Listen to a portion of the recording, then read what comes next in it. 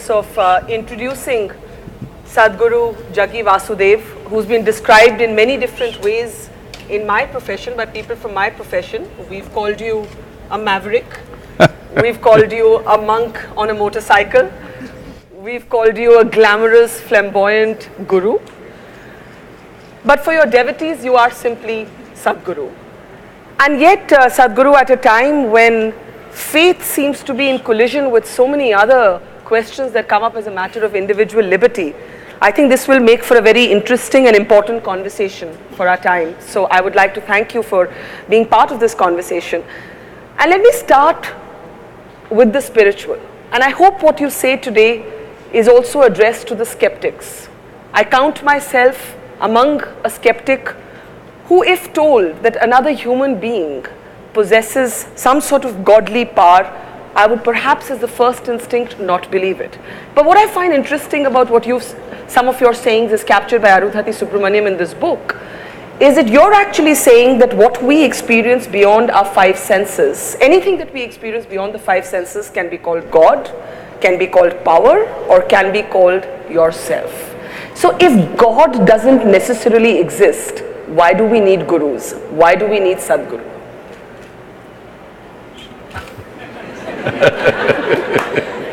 Is there my microphone? Okay, that's good. Do you drive in Delhi? Do I drive? Unlike you, I have a fear of wheels. So if you drive in an unknown terrain, Yes. you use these days a GPS. Yes. Usually a strange woman will tell you, turn right. You Yes. turn right. She says, turn left. You say, turn left. She says, make a U-turn. You make a U-turn. Why? Simply because you're not familiar with the terrain. When you're in an unfamiliar terrain, it is sensible to take instructions. So, are you saying gurus are the new GPS? Not new. Long time ago we've been, for a very long time, way before the GPS came. GPS means what? Guru positioning system.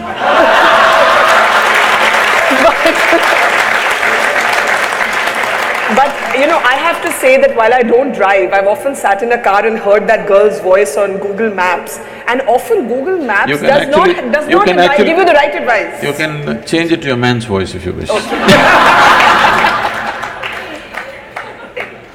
This beginning of this conversation perhaps underlines that you are atypical. You are atypical of what we imagine gurus to be.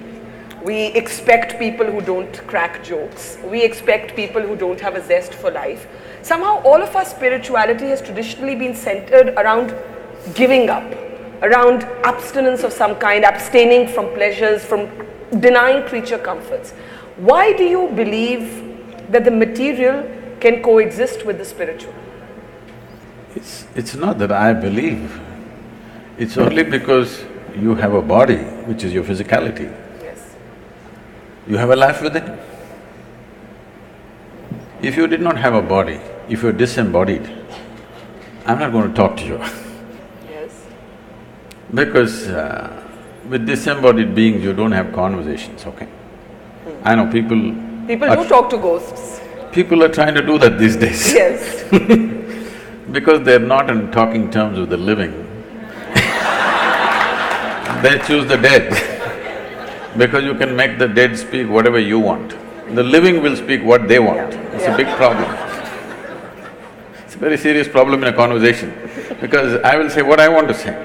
But if I was dead, you can make me say whatever you want to say. But because you can do both sides of the conversation.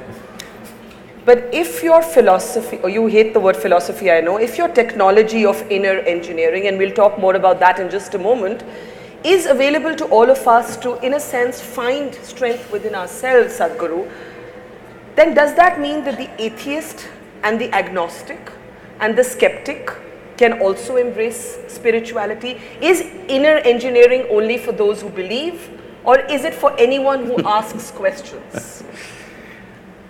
The previous question is a loaded one, still not answered fully. Yes, I know, I haven't given up on it yet.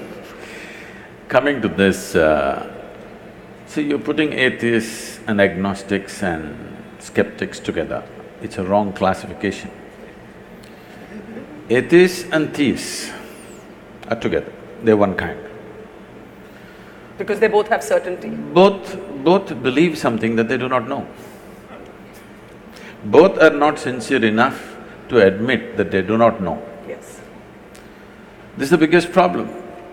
The biggest problem in the world is people are still not straight enough to come to a place, what I know, what I do not know, I do not know. Because they have not realized the immensity of I do not know. I do not know is the basis of longing to know and seeking to know and the possibility of knowing. The moment you destroy I do not know, you destroyed all possibilities of knowing. So this is atheism and this is theism. They're not different. They're in the same boat, they pretend to be different. One believes positively, another believes negatively, but they both believe something that they do not know. One person, a well-known person in the country who goes about claiming he's an atheist all the time, one day comes up to me, somebody just introduces me first time. I say, Namaste. He says, do you know I believe there is no God? I said, I don't even believe that. Do you mean Javed Akhtar? I'm not… No, that was a good imitation, so I guess it wasn't difficult. I'm not taking names, I'm saying, the thing is, you also believe something, you don't seem to understand that. Yes. The most important thing is to come to this place of being utterly straight and sincere with life. What I know, what I do not know, I do not know. If you come to this much, if you closely pay attention to everything around you, you will see with all this scientific exploration, we do not know even a single atom in its entirety, that's a fact. So what is it that you know, Sadhguru? Why are millions of people your devotees? Because you just said that honesty is about They don't claim that they're my devotees. What do they say then? Huh? What do they say then? Usually they claim they're meditators, volunteers and stuff. Okay, volunteers then. But there must be something they think that you know, because you just said that life is actually about admitting what you don't know. The corollary to that is there are things that you do know. We do know we are sitting at the Habitat Center Amphitheatre at this moment in Delhi. That we know. What beyond this, Sadhguru, do you know and what do you not know? I've asked you like a question of about existence now. What do I know? I don't know anything except this one. I know this piece of life from its origin to its ultimate. Everything that I need to know about this life, I know. And I see every other life is actually the same thing if you look deep enough. So in that context, because today modern science is coming to this, there is a theory which is evolving, which is called as constructional theory. What they're beginning to say is, whether it's an amoeba or a grasshopper or a earthworm or a bird or an animal or an elephant or you or me, or the whole cosmos, the fundamental design is same. It is only a question of complexities and sophistication of the same design. So this is something always the yogic science has been saying, that if you know anda, you know pindanda. If you know the atomic, you know the cosmic. Because the fundamental design is same, it's only a question of complexity and sophistication of what's happening. So fundamentally, if you know this piece of life, you know everything by inference. But when you say this piece of life, do you mean yourself? Do you mean this moment? What do you mean by this piece of life? You are a piece of life, aren't you? Are you life or you media? Are they mutually exclusive? No, because people have mediums, that's why I'm saying.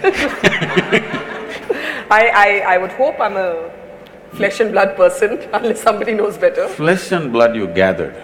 Yes. Isn't it? Yes. What you call as my flesh and blood, you slowly gathered over a period of time. If this much accumulation of flesh and blood, this much impressions have to be gathered, there must be something more fundamental, isn't it? Do you think of yourself as a yogi, a mystic or a guru? I have not wasted time thinking about myself. What would you rather be thinking of? I don't think usually, really.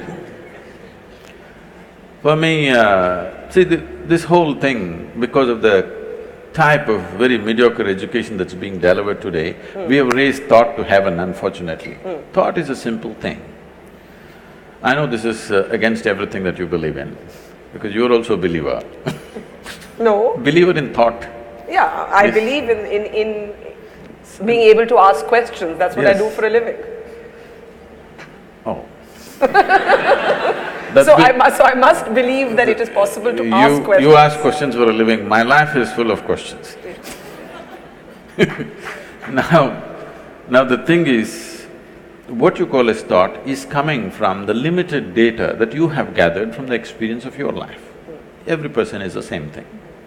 How much ever we have gathered, it's still too small compared to the size of this cosmos and the way the phenomena of life is happening. From this limited data, you can recycle things and generate thought. Or in other words, nothing new ever happens. Same permutations and combinations of the same thing will go on forever. The essence of what we're teaching in the name of… in engineering is to engineer yourself in such a way, every moment of your life is a new possibility. If it has to become a new possibility, what is needed is perception. When I say perception, people think opinions. No, I'm talking about perception, as you see here, similarly enhancing your perception so that you perceive life. Right now when we say thought, emotion, we are talking about expressing life. Expression is not so important. Once in a way, we can express. But perceiving it is important because this phenomena is too fantastic. It's not a small thing. The greatest phenomena that's happening here is life itself. So, if you want to know this phenomena, the only way you can know, the only doorway for you to know life is yourself. See, right now, can you see me? Yes. I can. Can you use a finger and point out where I am? Oh, you're wrong. You know, I'm a mystic from South India. Now this light is falling upon me, reflecting, going through your lenses, inverted image in the retina, you know the whole story. Where do you see me now? Still in the same place. Now? I do. You see me the way I'm projected in the firmament of your mind. You cannot see me here in the very nature of your visual apparatus. Where do you hear me right now? Within yourself. Where have you seen the whole world? Within yourself. Now if there is a grasshopper here, he doesn't see me the way you see me, he sees me differently. He sees the whole world differently. Now you can think, oh, he's no good. This is the fundamental problem. That we think his perception is no good. No, his perception is very good for his survival. Your perception is very good for your survival, but it's not good enough to know the nature of life. So now, what do I know means, I have enhanced my perception the way it is important to know the nature of life, not just for survival. But if inner engineering as a spiritual technology is something that works, I ask you again, why do we need gurus? Because that means the answers are within us. You're speaking so much language. Did you learn A, B, C, D, all those things? I think so. Do you remember when you were 4 years of age, that damn A, how complicated it was? Yes. There's two versions to it. You had to write it 100 times to get the damn A. Today you can close your eyes and write. So it doesn't matter how simple something is, without a certain guidance, could you have picked up ABC, I'm asking? No. Similarly, when something new you have to approach, if you don't have the right kind of guidance, you won't pick it up. Tell us a little bit about yourself. Your story is well chronicled, but what is of interest to people is that you started off as… I haven't read that book, I don't know, I hope she's written nice things about me. She's written a very brilliant… Arundhati Subramaniam has written a very brilliant book. No, she's brilliant, but what's she written about me? One of the things that she has said is that you give great space for dissent. You like a good argument. That you're not one of those dictatorial gurus. I don't know where is a dictatorial guru. I think most people have not met a guru, they've just seen calendar images and made conclusions. I don't think they've met any genuine guru. There are a whole lot of people who should have been temple priests who are good entrepreneurs and they've become gurus today. That's different, okay? Temple priests No, I'm who saying… have become good entrepreneurs. No, I'm saying… It's just another way of saying they're charlatans. That's a strong word. Maybe that's enterprise. I'm not an enterprise. So because I'm not an enterprise, I want everybody to ask whatever the damn question they have. It doesn't matter how ridiculous or how intelligent, how nonsensical it is, it doesn't matter. If the question means something to you, it means something to me. It doesn't matter how brilliant it is, if it doesn't mean anything to you, I'm not willing to listen to it. But you're saying that many people who are positioning themselves as gurus are really only elevating themselves and fooling people. I didn't say okay, that. I'm saying that. I'm saying… The thing is, there is a vacuum, somebody is trying to fill it. Yes, and Sadhguru, you have Are been… they qualified to be that? Questionable thing. But a very genuine concern, and you have been on some of my television programs where we have spoken about this, is whether God men are often con men.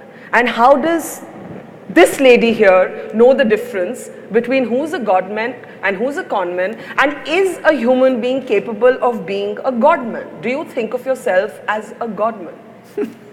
Why are you underestimating that lady?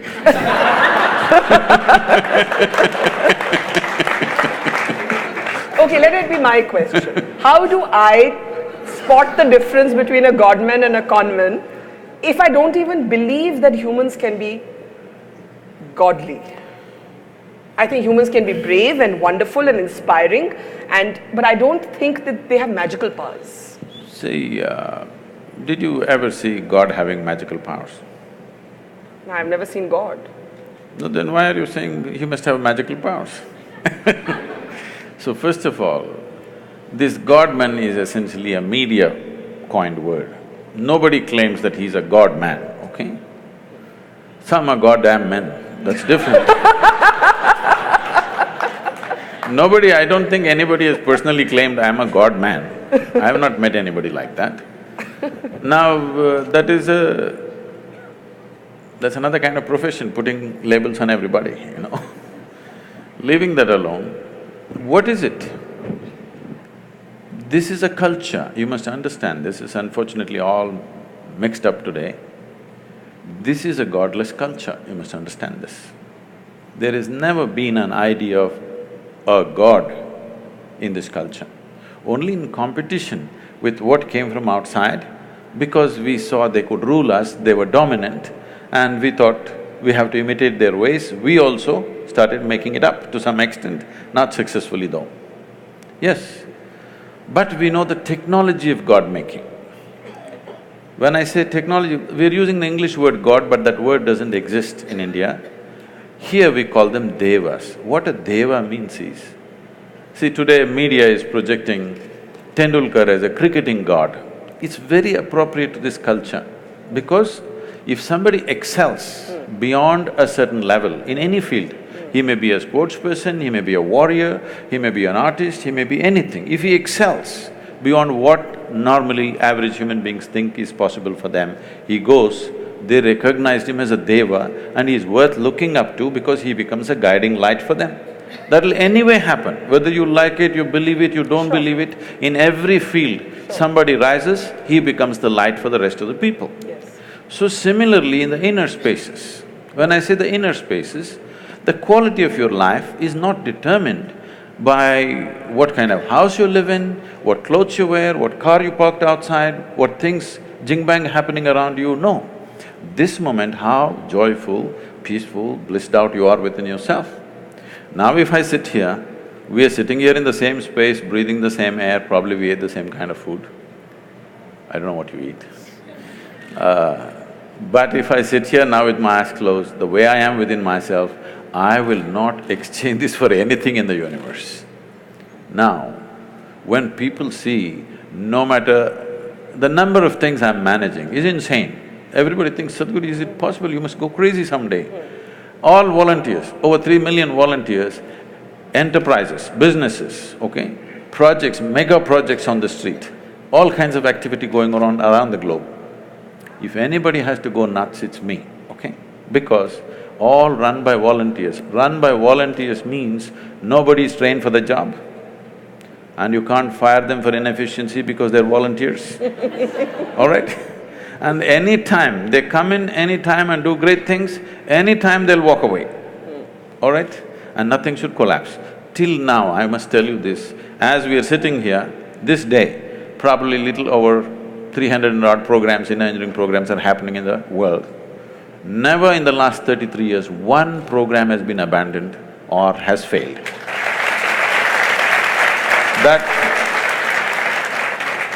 That takes enormous management, but nobody will ever see me getting angry or miserable or tensed out or stressed out. You've never lost your temper? You want me to know? Do I look like I'm incapable of that? It's not that. It's not that I'm incapable of anger. It's just that I've never given that privilege to anybody. I have not given this privilege to anybody. They can make me happy, they can make me unhappy, they can make me angry, they can make me miserable. No, I kept these privileges to myself. So, people… you were talking about miracles or whatever, people ask me, Sadhguru, everybody in every ashram, miracles are happening. You are beating all the miracles down. If we say something happened, you make us look like fools. No miracle. I say, what, you want me to pull a pigeon out of my pocket? If I pull a pigeon… there are No, if gurus who claim to do that, who have been challenged by rationalists. I'll come to this. If I pull a pigeon out of my pocket, I have a shitty pocket. And you have a bird. What are you going to do with this? You come to me, I will show you the miracle. I have thousands of people who are working 7 days a week, 16 to 18 hours every day. In the last 2, 5, 10 years, not a single moment of irritation, agitation, anger in their life. This is a miracle. This is a miracle we want to manifest. You don't want a miracle? I agree, this is a miracle. Yes. And not that pigeon. Do you have a pigeon in your pocket? Okay. I told you, I don't like a shitty pocket. Now, you were 13, in Arundhati's book I read that you were 13 when you first quite accidentally discovered yoga. You were children playing at the bottom of a well. That's what the book says. Tell us, how did you discover yoga? Oh. I told that because that's how it happened to me. I said that to her, I don't know how she's written, I have not read it. I said that to her because I want people to understand the nature of the universe is, even if you do for the wrong reasons, you do the right thing, still it works. If you do the wrong thing, even for the right reasons, it still doesn't work. People need to understand this because the whole world has invested on goodness. The goddamn goodness is killing the world. There are too many good people and these good people are the biggest problem. It's always a good Indian who wants to fight a good Pakistani, good Hindu wants to fight a good Muslim, good American wants to fight with just about anybody, you know. The more good you are, the more fighting you are. The more good you think you are, because goodness is always in comparison. Don't forget the good journalists who promote these fighting every day on channels. Because your goodness comes by comparing yourself to somebody. If you were alone on this planet, you wouldn't know whether you're good or bad. What we need on this planet is sensible human beings. Little more sense we could do with, isn't it, for sure, in every aspect of life. Engineering essentially means you could have built this structure whichever way you want, but you will have to keep looking up when it's going to crash on your head. Engineering means you put it up in a sensible manner, the way it stays, without anxiety about it. Similarly, inner engineering means you engineer yourself in such a way, you can go through the process of life without being anxious about your suffering. What will happen to me? There's no such thing because you engineer yourself well. Whatever the hell happens around you, within yourself, you are the same thing. So every time I launch one mega project, you'll say, Sadhguru, if it doesn't work, if it doesn't work, what? If it doesn't work, what? If everything that I'm doing, if nothing works, I will still die blissfully. This is guaranteed. I want to make sure it's guaranteed for every human being so that they can live their life without the fear of suffering.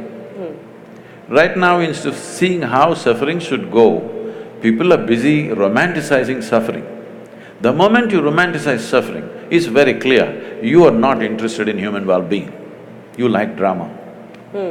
You've often spoke about how economic leaders are going to be the future of the world. You've been interacting with CEOs. It's rare to find a spiritual guru who's also quite openly capitalistic. Are you a capitalist? What is that? Who believes that wealth creation is for the greater good of people and societies? See, a whole lot of people are attached to poverty right now. Because without poor people, without hungry people, they cannot survive. I'm not one of those. I want to see that 600 million people in this country are postponing their dinner tonight. But we are postponing major decisions on the parliament every day. All right? I'm not a part of that. I want things to happen because I know what it means to postpone a dinner. I don't want that to happen to people. Children are postponing their dinner tonight. Probably 100 million children in this country have postponed their dinner to tomorrow, and that's not a joke. So, these jokers who identify themselves with this or that are going on playing their joke on the people every day. So, capitalism is an ancient word, it no more exists. We are talking about a market economy. When only a few families had access to capital, it was capitalism. It is no more capitalism. And if you have a good idea and you know how to execute it, there is capital for everyone, all right? So, we have tried communism, it's a wonderful idea, but that must happen willingly. If you enforce it, it's the ugliest thing.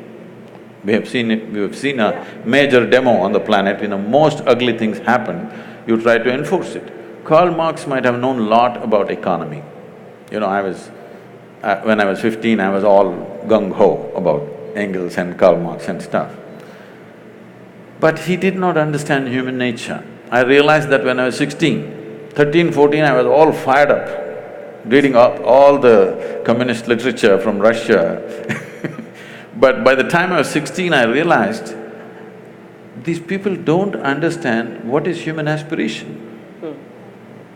Without understanding what's human aspiration, you try to build a society, you try to build a nation, it's a disaster, okay, cruel disaster. But maybe it will work when really a country or a society is in total dumps. You have to force it out. When you have to force it out, it works. But after that it won't work.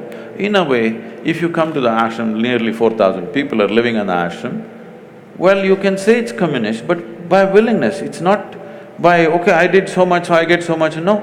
Everybody gets what they need. So this is not enforced, this is by choice.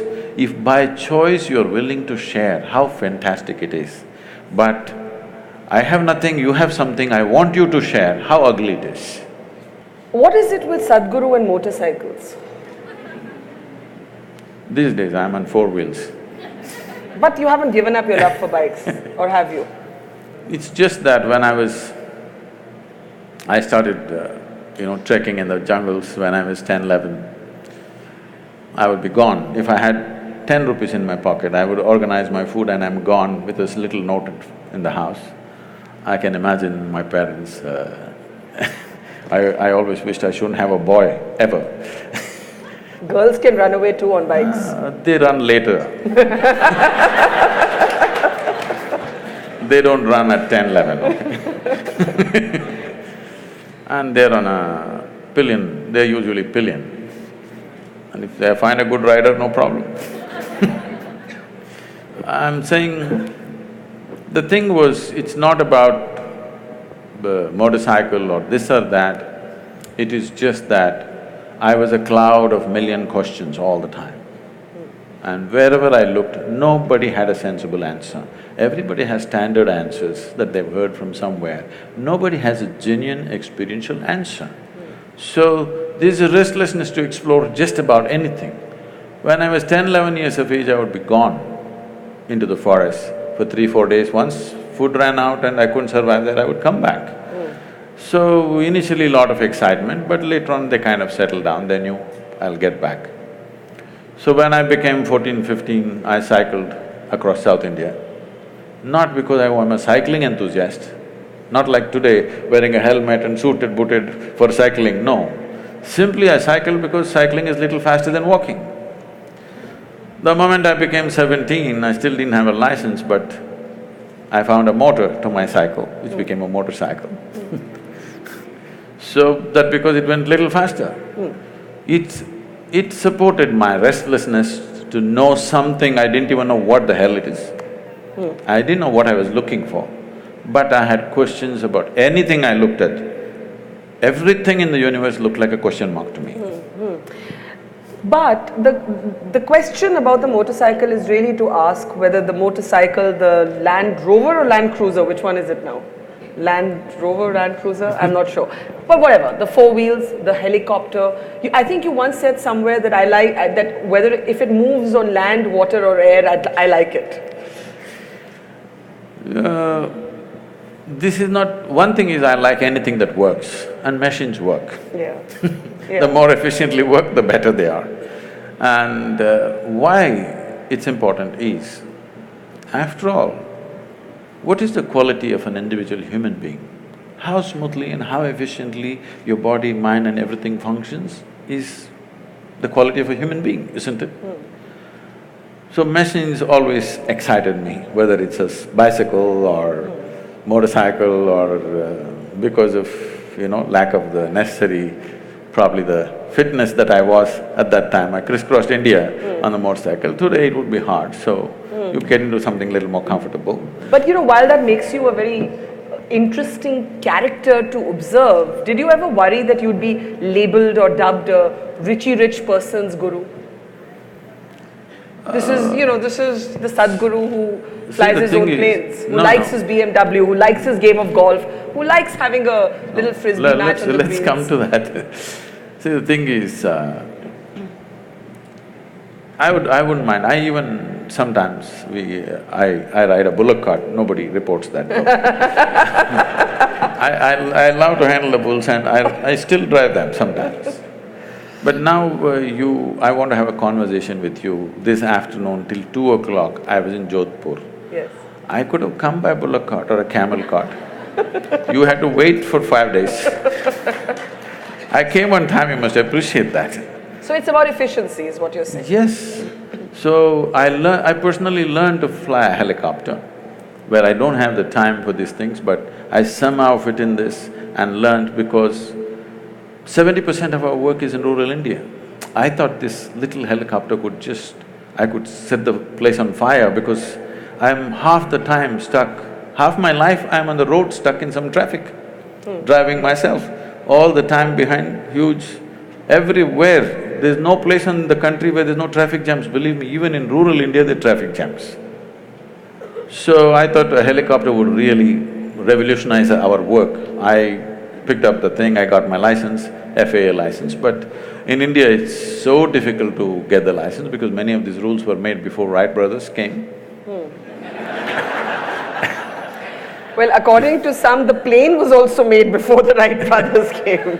And they say it was made in the Vedic ages. They're not very wrong. Conceptually it was made. Whether physically they're built or not, we don't have proof for that. Conceptually, it's about imagination, to think that you can move from place A to place B. No. You cannot conceptually imagine something entirely. Even if you imagine, you must be able to produce you must understand the principles in some way as to why something flies. Yeah. If you don't understand why something flies, it'll be like that, once it happened, a little turtle, with great effort, climbed a tree, went to the edge of a branch and jumped, fell flat. Lot of pain. Slowly again he crawled up. In another 2 days, again up, jumped, fell down, again up, fell down. After a few days, two birds were sitting on the opposite tree. They were talking and they said, I think it's time we tell him he's adopted. All right. So I'm saying, what cannot fly, you cannot make it fly. Yes. People thought in detail as to what can fly, what cannot fly. Conceptually they thought, whether they built or not, we don't know. And I mean, it is an established fact, they calculate the speed of light. Some individual cannot calculate the speed of light just like that if there was no whole scientific culture around him. No individual will just drop from heaven and calculate the speed of light, okay? There must have been a scientific culture, otherwise it won't happen. But we need to understand, there is a difference between science and technology. But there's also a difference between science and mythology. Some things are just great stories, that doesn't mean they actually happened.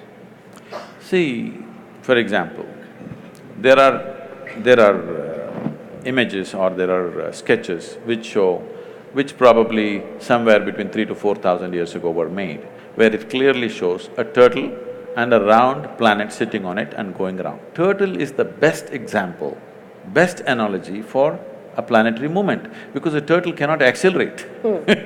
Same speed, he just keeps going. So a round planet on a turtle is the best way to describe how a planet moves around. And the very word for geography in this country is Bhugol, which means it's a round planet. So it is not because of Galileo we know it's a round planet, we have always known. How do we know? We can't know just one scientific fact and not know the other aspects related to it. So this thing about anything Indian beating it down is because one thing is that culture has evolved because half the people, their brains are in Greenwich Mean Time. They've still not gotten out of the 1948, whatever happened. We struggled for independence, we came out, not just to send them out, but to be who we are. So that problem is still there. And now there are upstarts who claim all kinds of things. There has to be an even balance, not beating down this or pumping it up in an unrealistic way. But you cannot deny Indian mind has thought about things that nobody had thought about in those times. There is no question about that. But there is a distinction between science and technology. Science can evolve because of certain intelligence. Technology needs material, manifestation. Now we are trying to claim technology, which we should not. If we just focus on science, many things will be attributed to India for sure. We live in times when faith and spirituality have become very inflammable. Don't put them in the same basket. Okay, let's talk about faith first. We live in times when faith for certain has become a very inflammable, easily politicized conversation. If faith should have been personal today, it's not. Today you actually have decisions taken in the name of somebody's faith being injured. So, you mentioned food right now. I read somewhere that you said there's nothing religious about the act of food, just eat what you like. No, I didn't say that. Eat what's good for you? I said eat what's good for you. Okay, eat what's good for you. It's a very different thing. Okay, I correct myself. Eat what's good for you. But today we have a highly politicized conversation around banning beef in the name of faith. It's definitely not good for you to eat it. Beef or any meat? I'll come to that. Okay, so I'm offering that as one example of how I see a politicized conversation taking place around faith. How do you reconcile the faith of a large number of people with questions of individual liberty? I know I have read that you like books written by Salman Rushdie. We were the first country to ban him, again in the name of faith. How do we reconcile faith with individual liberty? See, it's always been said, faith moves mountains. Yes, but it freezes your mind. But the greatest crime you can do on this planet is to move a mountain. You should not move a mountain, it should be where it is. It is not just dropped from somewhere, it's grown because of various forces functioning in a particular way. Phenomenal activity has happened to build a mountain. You should never move a mountain. But people with frozen minds always want to move a mountain. Okay, having said that, when we say faith, it's an import for this culture. We have never had faith in this culture. You must look back little beyond 1,000 years since we've been under occupation. Here we have been told always, your life is your karma. Karma means action. Whose action? Your action. So what we are saying is, your life is entirely your making. There is no someone sitting up there and managing this for you. This is entirely yours. But For every action that you perform, whether physical, mental, emotional, energy-wise, whatever kind of action you perform, there is bound to be a consequence. If you're ready for the consequence, do whatever. If you're going to cry about the consequence, control the action right now. Based on this, now you came to food. See, the food consumption has been looked at very carefully in this country. If you just bring this back, the world will be healthy, do you understand? Here we have identified different type of people, what they should eat. If you're doing menial jobs, how you should eat. If you're doing trading, how you should eat. If you're into spiritual process, how you should eat. If you're into education, how you should eat. Why this is each person needs a different type of building of the body. You want to run 100 meters next to Mr. Bolt, what kind of food you should eat? You just want to work in Delhi, what kind of food you should eat? You want to think in a certain way, what kind of food you should eat? For all these, we have very clear prescriptions. Now, when it comes to food, what it means is, we are taking another life, whatever that is, it may be plant life, animal life, whatever. You're taking another life, ingesting it, and you have to make it your life. That's the whole thing. What is your life, what is that life, if you look at it? All life on this planet is coming from the earth. This body is also the same soil, this is also same soil. If there is a earthworm, that is also same soil. But see how it has become, how this has become, how that has become. If I give you like a mango or a banana? Mango. Mango. I know, you're ruling the state right now. Now, if you eat a mango, this mango becomes a woman in you. If I eat a mango, the same mango becomes a man in me. If a cow eats a mango, the same mango becomes a cow in the cow. Why is this happening? There is a certain information or software in you. Whatever you eat, it transforms it into a woman. If I eat, it transforms it into a man. If a cow eats, that becomes a cow. So, every life is happening the way it is happening because of a certain dimension of information, or in modern terminology, let's call it software. There is a certain software, which is an arrangement of information. Now, the idea is to eat as simple a software as possible. If you eat that kind of life, which is a very simple software, your ability to override that software and make it entirely a part of you is very good. As that software gets complex, more and more complex, your ability to integrate it goes down. So especially if it's a creature which has some sense of thought and emotion, if it has emotion, then you should not eat it. This is the understanding. An animal which has any emotion displays certain emotions, especially if it displays emotion which is near to human emotion, you should not eat it because it will not integrate itself, that animal nature will start manifesting itself. Or in other words, in India, today maybe in cities people do not know, you see in the villages, people have very intimate relationship with the cow. They have drunk the milk of that cow, their children are drinking the milk of that cow. There is a very deep relationship. If you do not know this, cow is one creature. If something happens to you and you are in some kind of grief or misery, you don't have to be near the cow. Wherever the cow is in your house, it'll start shedding tears for you. You know, I've seen this with my eyes, I couldn't believe. When somebody is dead in the house, what does the cow know? It is somewhere, simply tears flowing. So when it has such deep emotions, if you kill it, it's like killing a human being, it's murder or it's cannibalism. So because of that, this is not a faith thing, this is not a religious thing. We thought this is a fundamental sense. Why, when we are hungry, why can't I cut you up and eat you? What's wrong? What's wrong? But what you're saying should be about many more animals than just the cow. Yes, of course. And when it becomes about only the cow, then there is certainly a perception that it is a political decision or a religious decision. No, I'm not talking about whatever the laws. This is not about people getting up and saying it's cruel to be a meat eater. That would be a different argument. I'm not even talking about cruelty. Even cutting a plant is cruel, in my experience. But you have to do it. But if you're conscious of it, you will do it to the minimum possible extent, not do it wantonly. That's the whole thing. Now about this political ban about cow slaughter or whatever, this has many things. One thing is there is a sensitivity. Once you drink milk from the cow, she's like your mother. Killing your mother and eating her up is something people cannot digest in this country.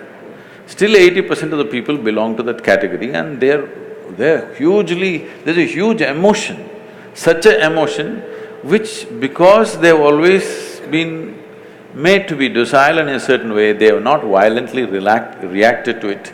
But in some places, it has happened in villages and other places. There is already a beef ban in many villages just by a norm, not by any law, that you don't bring these kind of things into the village. I am not saying you must ban it or not ban it, I am saying the sensitivities of your population, without considering, you can't go do this blatantly. Because it is growing, it's becoming a growing business, India is becoming a major exporter of beef. Yes. That's not right. Even if somebody ate something, it is up to them, it's their personal taste, whatever. But now you're promoting it and you're making it grow, there is serious concern, but our people don't express it. Our people don't go out on the street and not going to kill anybody because they killed a cow. So, ban is not what is needed, more education was needed rather than banning. But you haven't spoken to what happens when faith repeatedly seems to come into conflict with individual liberty. The banning of books. There were people killed in Paris because they were seen to have mocked, the Prophet Muhammad and so on. So where does this end? Where do we stop violence and politics in the name of religion? If you want that to stop, you must understand this. You're saying today, it's not today. In the last 2000 years, this is the history of the world. Continuously it's happening all over the world. Suicide bombers are a new phenomenon? Well, you've forgotten about the crusades and the other things which have not been reported in history. Hundreds of millions of people have been killed in the name of God, all right? It's new to us here, but even here, thousands, hundreds and thousands have been slaughtered in northern part of India just because of the faith that they belong to when the invasions happened. Nobody writes about it because we never took the pen and wrote, somebody wrote history for us the way they like it. Because all history is sponsored by kings, they wrote the history the way they want and they said they're great emperors. But what they did was absolutely terrible. So you need to understand, faith is a new thing to us. When I say new, in this country which has 15,000 years of history behind us, 1,000 years is new for us. We've still not come to terms with it, we're still struggling with it. But struggling within ourselves, not creating a struggle on the street, because that's not our nature, because here always we've been drilled into us, whatever you do, there'll be a consequence for you. Even if you come back another life, it won't leave you, it'll come back to you. This has been told, this controls people, this is a tremendous technology, please understand this. And it's not simply a fake thing, it is a real thing. Everything that you think, feel, act, there is a consequence. Not because there is somebody thinking he must give you a reward or a punishment. It happens in your own chemistry. How do we keep faith, which you say is new to us, separate from politics? You have in the past, for example, I remember when Anna Hazare was launching his anti-corruption movement, you did come and applaud it, but you said that the Lokpal was not some magic wand. I remember you saying that. Do you believe that we are seeing a dangerous cocktail of faith and politics getting more and more mixed up? See, it is happening, I'm not saying no, but it's much less than ever before. Really? Yes. It seems to be much more than ever before. No, that's because of you. That's because if 10 people get beheaded in some remote part of Iraq, you make sure the blood spills into my sitting room because of that. Otherwise, you're sitting here now. Today, let's say 1,000 years ago we were sitting here, 1,000 people got killed in Iraq. We will sit here peacefully thinking world is going really great, springtime, everything is nice. So, this is because the dissemination of information, if 10 people get killed somewhere, it's a huge thing because it comes into our sitting rooms, bedrooms, dining room, everywhere there's a television. So it pours into our homes, so it is happening. So this is good because even a small thing looks magnified now in people's experience.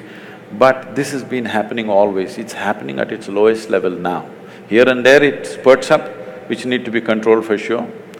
But what I see is, for the very first time in the history of humanity, even if the numbers are not qualified because the population has increased, even in terms of percentages of people, how many people can think for themselves today is huge compared to what it was 100 years ago, 500 years ago, 1,000 years ago, or 10,000 years ago.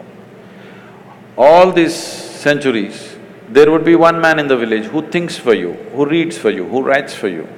You just have to do what you have to do, simple things. Today, everybody is able to think for himself or herself. Now, human intellect is blossoming. I do not say it is blossoming in the right direction, with the right sense, no. Insanely it is blossoming. It doesn't matter, insanity will happen for some time. People will come to their senses. When something is new, they'll go crazy. After some time, they'll come to senses. Once human intellect blossoms sufficiently on the planet, then this looking upward for well-being will not make sense, believe me. Right now, from looking upward, slowly the world is tilting. In pursuit of human well-being, people were looking heavenward. Still many are, that's different. But a whole lot of people have started looking outward. So if you look heavenward, hallucinations will happen, wars will happen. Because my heaven and your heaven different, you know. Yeah. None of the heavens have anything for women, you better know that. I'm definitely going to hell. Anyway… So you believe in heaven and hell? I was being facetious. I was being facetious. Let me finish this. I was being facetious. I don't know if there is That's somebody fine. up there. That is fine. Is it a force? No, I'm is saying it an energy? Is that this thing about looking heavenward is slowly going away, and in pursuit of well-being, people are looking outward. This is ripping the planet apart. Human pursuit of well-being is just destroying the planet. Now, the fundamentals of what we are transmitting, the fundamentals of this culture, which is essentially rooted in the yogic culture, what you call as Indian culture or Hindu culture, is essentially a pure yogic science.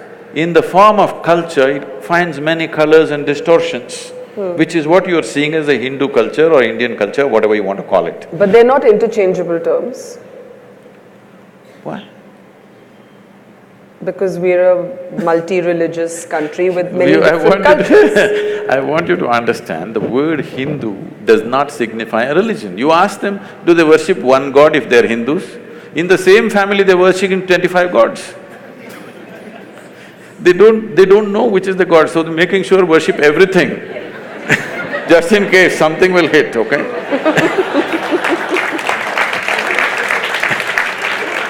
Now, the word Hindu means the land between Himalayas and Indusagara. This land, this subcontinent is Hindu. All people who are born here are considered Hindu because it's a geographical identity. I know there's a whole political issue, if I speak like this, they say, oh, he's Hindu. No, I mean, people will tell you you're echoing the RSS chief. I don't know what he said, I'm not… He said all Indians are Hindus, and there was a huge political outcry over that. Okay, all Indians live between Himalayas and Indian Ocean. That's okay. Those who want to jump into the ocean… If you live… see, this is a dialectical culture, it expresses things in a certain way. Between Himalayas and Indian Ocean, if you live, you are a Hindu. If you jump into the ocean and cross, you are a Lanka. So, I don't know what is the struggle about this. This is because there is such a narrow understanding of this. This is the debate we have to change in the country. Because somebody has absolute belief systems, we are trying to compare that to a culture where there is no such thing as belief. We have not ever been believers, we've always been seekers. This is a land where the highest value has never been God, always liberation, mukti. Freedom is the highest goal, God has never been the highest goal. So, you put this in the same box as something which just believes this is it or you're dead. Unfortunate. That's not the way to look at it. This is what we have to bring back. If we really value human freedom, you must bring back this seeking for liberation. I want to be free. not just from others, but from myself and my God and my heaven and everything.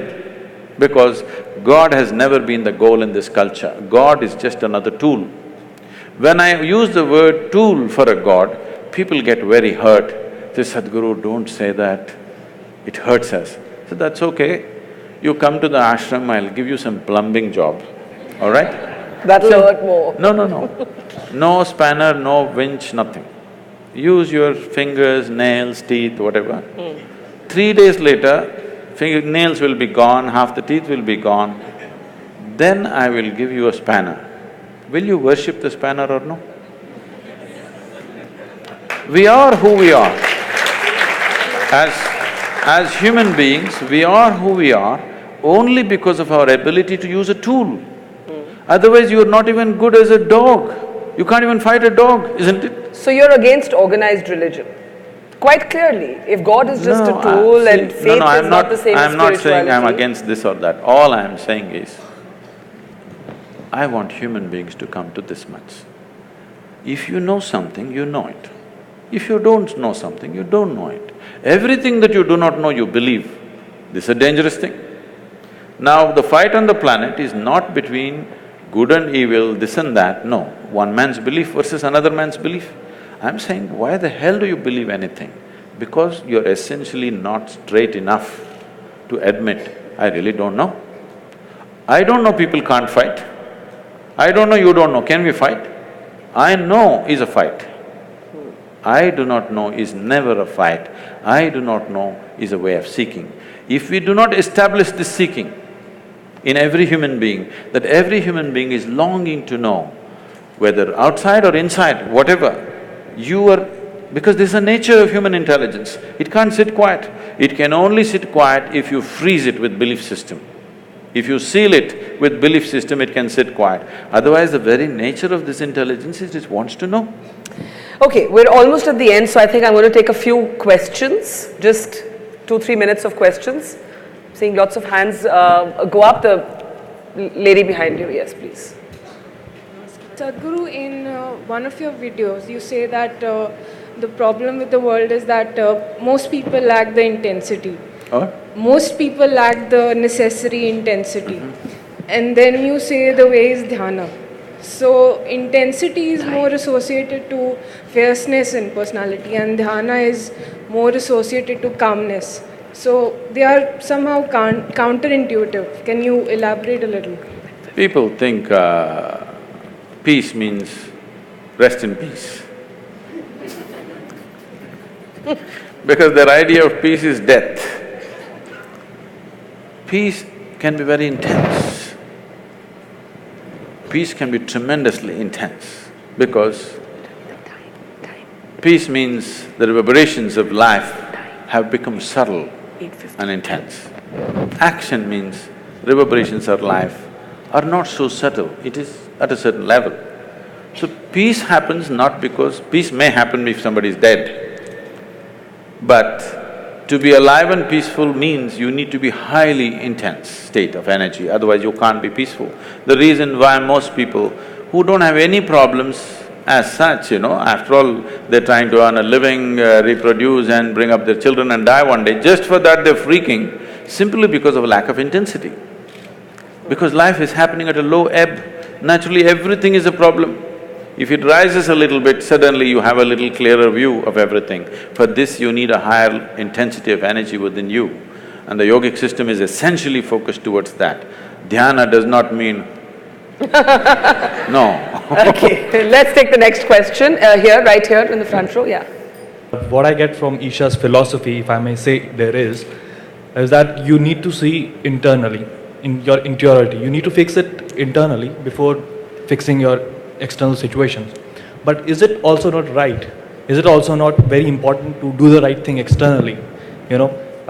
Just to make myself more clear, if I be more precise. I'm clear, I get the question. Why do I look so dumb? Let's say, if… I got it. Yeah, if somebody is born… I got the question. Isha's philosophy is not about looking internally or externally.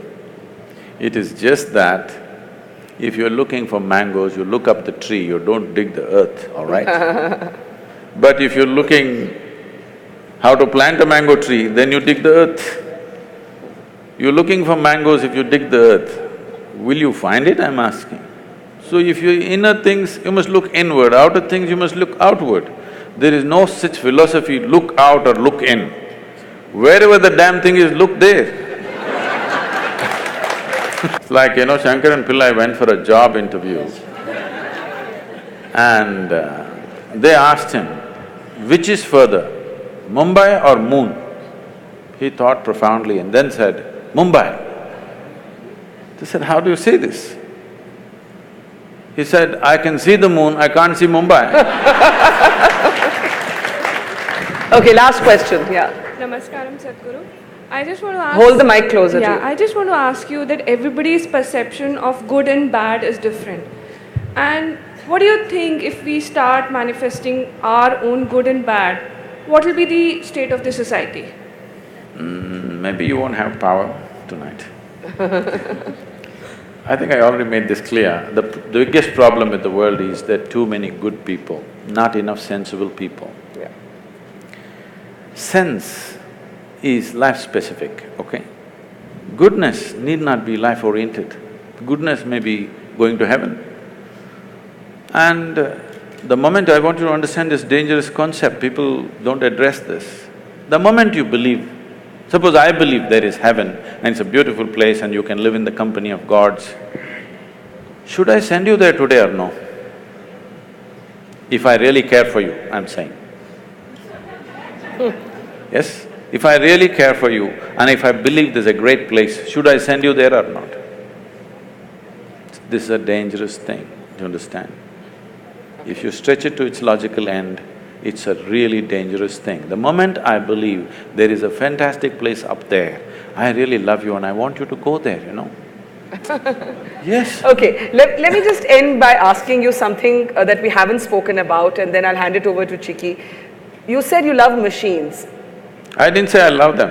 Okay, you like machines, or they're useful. They work. Have our lives been overtaken by gadgets? Not mine. No? Definitely not. I use all the gadgets, but they don't overtake me. These are fantastic things in our life. Things… See, in every way, compared to how a human being was, let's say 100 years ago, you're almost superhuman. 100 years ago, if I could just pick up something from my pocket and talk to somebody in America right now, I would be superhuman. Why superhuman? If I said I'm God, people would have believed me. 100 years ago, 500 years ago, if I just had a light bulb, I would have become God on this planet. I want you to know. Look at the things we have today. We are really superhuman. Once this kind of capability has come to us, little more sense has to rise, little more awareness and consciousness has to arise. If this doesn't happen, this capability will turn against us. This is what you're saying. Now gadgets are freaking people. Why? It's a simple thing. If you want to use it, you can use it or you can keep it aside. Because you're in a compulsive state, if you start using a cell phone, you can't stop it. Even in your sleep, you're texting. See, the boy he's not with me, he's looking at me in the screen. Now, this is the same thing. If food is good, if you start eating, you don't know when to stop. If you start drinking, you don't know when to stop. If you start doing something, you don't know when to stop. The same thing. It is not about the gadget, it is not about the food, it is just that there is not enough consciousness, there is compulsiveness. Everything is happening compulsively. Instead of addressing the root, you're trying to kill the gadget. Gadget is a fantastic thing. Every damn gadget has enhanced our life in a huge way, isn't it? Don't curse the gadgets. It is just that compulsiveness has to go. Well, on that note, I will say thank you for provoking us. As always, a pleasure. Pleasure. Let's have a big round of applause for the Sadhguru.